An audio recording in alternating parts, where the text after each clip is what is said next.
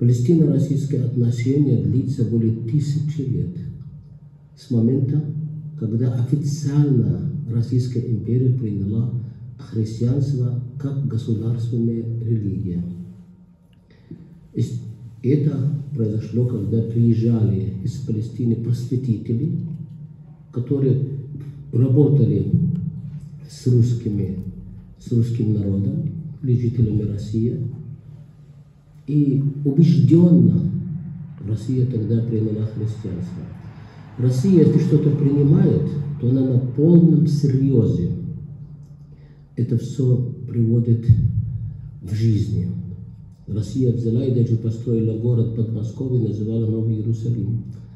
И монастырь Новый Иерусалим, и музей Новый Иерусалим. Этот город Новый Иерусалим тоже старше, чем Америка. Америке 220 или 250 лет. Это история бандитов, которые захватили чужая земля, истребляли местные индейцы, коренные жители Америки, убили больше 100 миллионов и забрали их родину.